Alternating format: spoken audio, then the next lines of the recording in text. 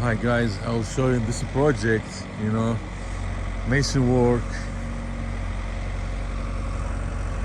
for exterior walls. You can see here we have double block walls, and you can see here bond beam, and you can see shape for that block, the top.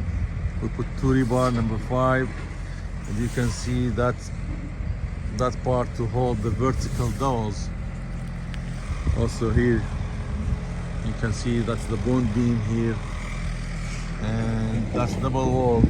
And here they formed around the interior columns and also exterior columns. You can see there. So they will pour concrete, and you can see the top of that downproofing or waterproofing. The top here, that's the finished floor elevation, because this building at downtown and will be flooding zoning and flooding area, and they will backfill that with the gravel and compact as a layer.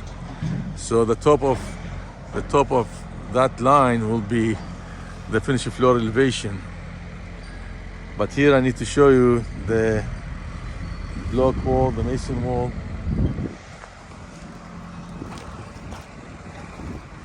Yeah, you can see that's here for vertical. You can see for vertical, that's to hold the vertical rebar. You can see, put it on place, make sure it will be on center of block.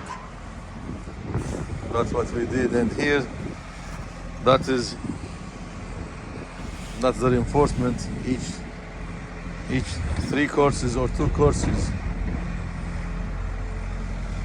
And over there we have a bricks, you can see. So that's the mason work, that's the block work for exterior walls. And here how they did erect the steel structure and the roofing. You can see welded work here and there.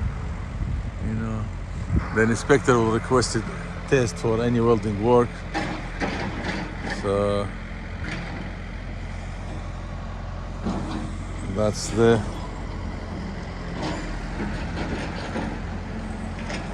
work for this project. Thank you guys, bye.